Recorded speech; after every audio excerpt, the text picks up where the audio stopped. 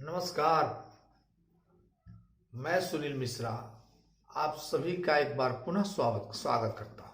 मित्रों, आज हमने एक नया सब्जेक्ट पर आए हैं कि इसे ऋण योग कहा गया है, क्योंकि आज के समय में बहुत सारे लोग ऋण से परेशान हैं। तो इस टॉपिक को जो हमने लाया है कि कैसे आप जानेंगे अपने कुंडली से कि आपके कुंडली में ऋण की समस्या उत्पन्न होगी, या अगर ऋण है तो ऋण से कैसे मुक्ति पावें, कौन सा कार्य करें ताकि हम अपने ऋण जो हमने कर्ज लिया है लोगों से उसे चुकता कर सकें। इसी विषय पर आज हम लोग परिचर्चा करेंगे और आप अपनी कुंडली से या किसी और की कुंडली में वह योग कैसे बनता है इसको जानेंगे। इससे पहले मैं इस सब्जेक्ट पर आऊँ, इस विषय पर आऊँ, इस टॉपिक पर आऊँ, तो आप लोगों से एक आग्रह है कि आप हमारे कुंडली क्या है चैनल को सब्सक्राइब नहीं किए हैं तो सब्सक्राइब कर दें। सब्सक्राइब के साथ साथ कुंडली को अंत तक देखें ताकि आपको जो विषय मैं लाता हूँ वो आपको समझ में आ जाए। अगर आपको समझ में नहीं आती है तो मैं बार बार कहता हूँ कमेंट बॉक्स में जा करके आप कमेंट कर सकते हैं। तो आइए हम लोग जाने कि किसी की कुंडली से कैसे जाने कि वह कर्ज है कि नहीं, कर्ज योग में कर्ज में रहेगा कि नहीं रहेगा, अगर है तो क्या वो करे। देखिए, ऋण या कर्ज छठे भाव से देखी जाती है। छठा भाव यानी छठा घर से, कुंडली के छठे हाउस से ऋण को देखा जाता है। तो सिंपल सी बात है कि छठे भाव में बैठने वाले यानी छठा घर में बैठने वाले अंक जो है उसके स्वामी, मतलब हर अंक का एक स्वामी होता है, हर राशि का एक स्वामी होता है। तो आप जानते हैं, जैसे अगर 1 और 8 अंक यहाँ लिखा है तो यानी 1 का मतलब मेष राशि और आप 8 का मतलब वृश्चिक राशि, ये दोनों के स्वामी मंगल होते हैं।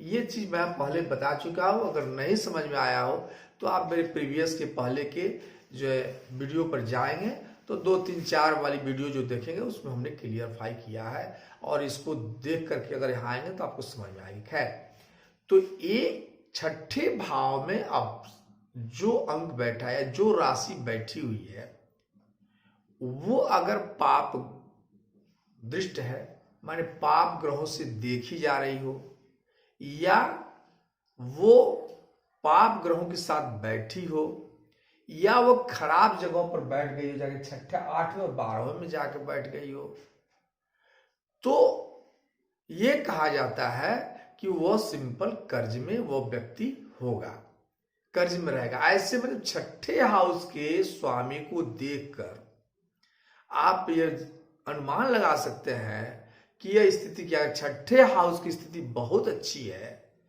तो समझिए कि वो आदमी जीवन में कर्ज नहीं लेगा। यानी शुभ ग्रह बैठे हो या शुभ ग्रह से दृष्ट हो, पाप ग्रह से पाप कर्तरी योग नहीं लगता हो, तो आप समझे। अब एक चीज और जाने कि छठा घर के हाउस, छठे हाउस के साथ साथ हम लोगों को देखना है दूसरे हाउस को, सेकंड हाउस को और 11वें हाउस को। दूसरा हाउस क्यों देखा जाता है कि दूसरे हाउस ये धन संचय करने का घर है, धन संचय करने का, और 11वां यहां से छठे से छठा जो 11वां हाउस बनता है, छठे से छठा मतलब 1, 2, 3, 4, 5, 6, छठा से जब गिनेंगे 11 तो छठे से छठवें हाउस यानी छठा का ऋण भाग 11वां हाउस। और ये जो हाउस है ये लाभ भाव है कि आप जीवन में कितना लाभ कमाएंगे, कितना आपको आय होगा, इनकम का हाउस ये है। तो ऋण योग, ऋण के हाउस को देखने के साथ साथ आप इन दोनों हाउस को देखेंगे। अगर इन दोनों हाउस की स्थिति अच्छी है सब, तो ये मानिए कि व्यक्ति तो ऋण लेगा लेकिन ऋण की चुकता कर देगा। ऐसे आज के टाइम में ऋण लेना बहुत अपराध नहीं माना गया है। बहुत सारे व्यापारी ऋण लेकर के व्यापार करके और आगे बढ़ते जाते हैं और बढ़ भी रहे हैं। उनके लिए ऋण एक वरदान है। तो छठे हाउस, यद्यपि उनका ऋण हाउस खराब होगा, लेकिन इनकम हाउस अगर अच्छा होगा तो ऐसा व्यक्ति, यानी 11वां हाउस अच्छा होगा तो ऐसा व्यक्ति ऋण लेने के बावजूद आगे बढ़ेगा और ऋण को चुकता करने में उसको कहीं दिक्कत नहीं होगी। अब हम ले देखें कि कुंडली में वह कौन सी परिस्थितियां हैं जिसमें ऋण अगर कोई लेता है तो वो ऋण की चुकता नहीं कर पाएगा, परेशान रहेगा, यानी कर्ज का योग है वो प्रबल योग कब माना जाएगा। तो आइए समझते हैं। ये दूसरा हाउस, सेकंड हाउस, कुंडली की सेकंड हाउस मतलब लग्न एक हाउस या दूसरा हाउस। तो दूसरे हाउस, छठे हाउस और 11वें हाउस के स्वामी के मालिक तीनों अगर किसी भी परिस्थिति में एक साथ बैठ जाएं तो ये हो जाता है महा ऋण योग हो जाता है। समझिए से, मान लीजिए ये 2 अंक लिखा है, दूसरे हाउस में 2 अंक जो लिखा है यानी वृषभ राशि, वृषभ राशि के स्वामी कौन है? शुक्र, और छठे हाउस बुध, और 11वें हाउस के हो गए शनिदेव। ये तीनों जो है 2, 6, 11 में 6, 11 में जाकर बैठ गए तो ये हो जाएंगे महाऋण योग हो जाएगा। ऋण भाव का स्वामी के साथ बैठ गए तो ये महाऋण योग हो जाएगा। अब दूसरा सिद्धांत समझिए कि छठा हाउस, 8वें हाउस, छठा हाउस, 11वां हाउस और दूसरे हाउस, ये तीनों को देखें। मान लीजिए कि छठे हाउस का स्वामी जाकर दूसरे हाउस में बैठ गया, दूसरे हाउस के स्वामी छठे हाउस में बैठ गए, और छठे हाउस का स्वामी जाकर 11वें हाउस में बैठ गए, तो यह जो है यह भी एक ऋण योग के रूप में आता है।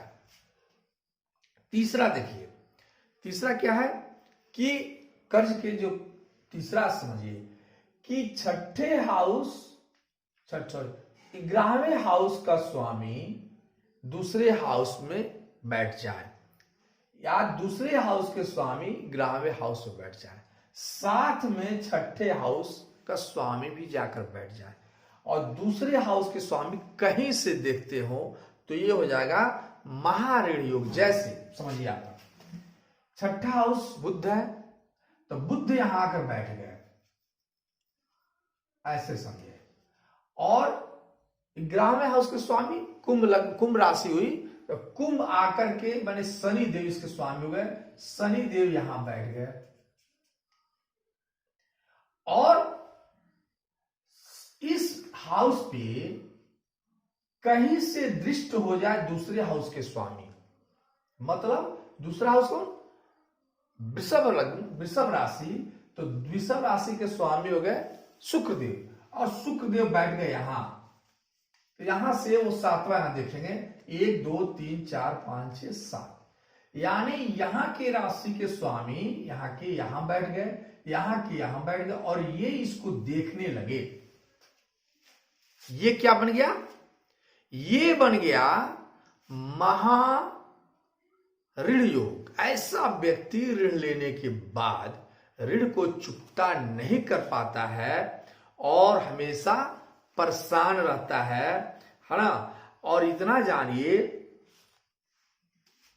कि ऐसे व्यक्ति जो ऋण लेंगे वह ऋण चुकता करने में इनकी परेशानी होगी। इतने जानने के बाद अब हम लोग आते हैं, मंगल जो होते हैं वो, अब इस सिद्धांत पर आइए कि मंगल ग्रह जो है वो क्या है? वो ऋण के कारक है।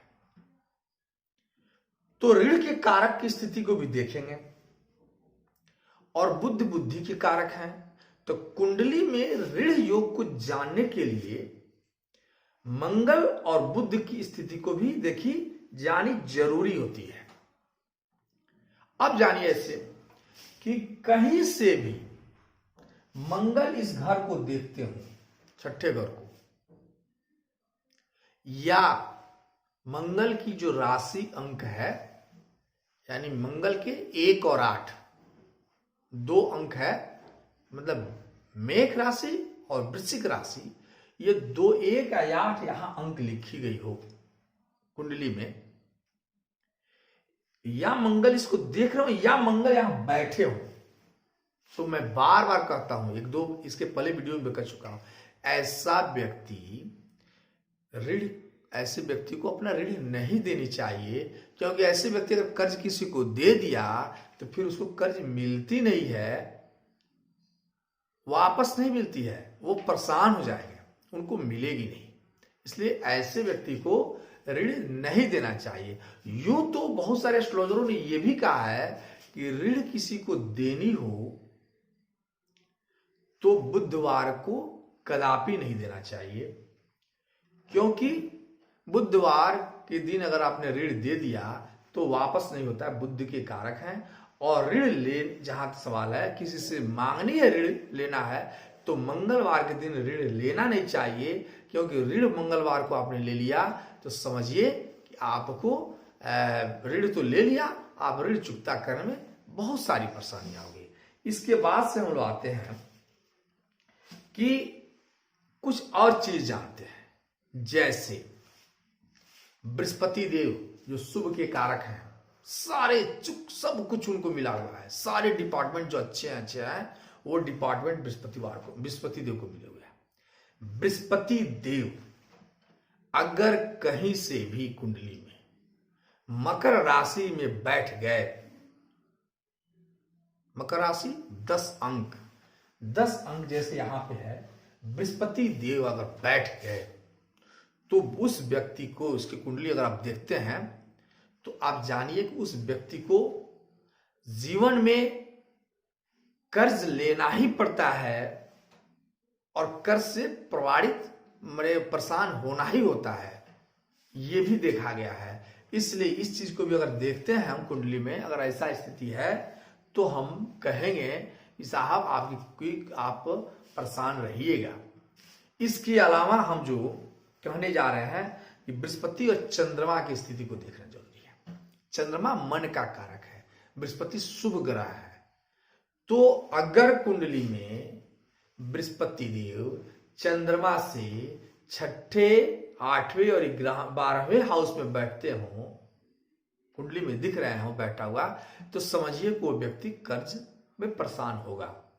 चंद्रमा से अगर चंद्रमा मान लीजिए कि चंद्रमा हमने दिखाया यहां, तो चंद्रमा यहां है, अगर 1 2 3 4 5 6 यानी बृहस्पति देव यहां बैठे हैं, तो ऐसे व्यक्ति को कर्ज लेना ही पड़ता है, ऐसी कुंडली प्रतीत होती है। और 6 के बाद 7 8 यहां और फिर 12वें हाउस में अगर कुंडली में बृहस्पति देव हैं बैठे हुए, तो हम लोग कहते हैं कि ऐसा व्यक्ति जो है कर्ज से वो होगा और कर्ज उसको से परेशानी होगी। अब एक चीज और जान लीजिए, आज इसके बाद से हम लोग आगे बढ़ेंगे कि ये सारी चीजें तो है कि कर्ज कुंडली में कर्ज जो ऋण योग है वह कैसे बनता है, हमने बताया। सिंपल सी बात है कि ऋण योग जानने के लिए 6ठे हाउस में जो ग्रह बैठे हैं उनकी स्थिति को देखेंगे। वह पीड़ित तो नहीं है, और पीड़ित है तो आदमी परेशान होगा। अगर वो पाप ग्रह से दृष्ट है, 1 या 2 से अधिक पाप ग्रह से दृष्ट है, तब भी परेशान होगा ऋण से। अगर वो उसके स्वामी 6ठे घर के स्वामी या 6ठे घर पे पाप ग्रह की दृष्टि ज्यादा है, तब भी वो परेशान होगा।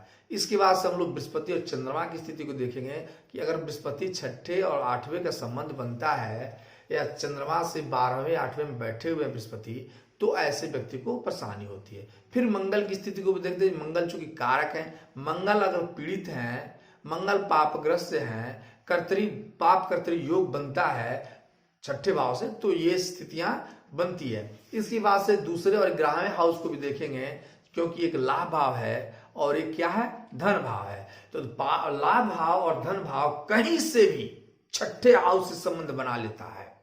साथ में बैठकर या एक दूसरे को देखकर छठे हाउस से दूसरे हाउस के स्वामी और 11वें हाउस के स्वामी यानी लाभ भाव और धन भाव कहीं से भी संबंध बना लेता है, किसी प्रकार का भी संबंध बना लेता है, परिवर्तन योग बना करके या साथ में बैठ करके या एक दूसरे को देख करके, तो कर्ज वाली कुंडली होती है। अब अगर कर्ज है तो उसके लिए हम क्या करें और कब कर्ज से ज्यादा परेशान होंगे, तो ये जानिए। छठे भाव के जो स्वामी हैं उनकी संबंध जिस पापग्रह से बनती, उनकी दशा या अंतरदशा या पंचतंत्र दशा में आप कर्ज में परेशानी होती है, अगर वो पाप ग्रह है या पाप दृश्य है या कमजोर है, जैसे भी हो। इसके बाद से 8वें 12वें 11वें और दूसरे घर के स्वामी के महादशा में छठे भाव के स्वामी की अंतरदशा जब आती है तो व्यक्ति कर्ज लेता है, कर्ज से परेशान होता है। एक चीज अब जान ले आप कि कर्ज लेकर के आदमी बढ़ता कहीं।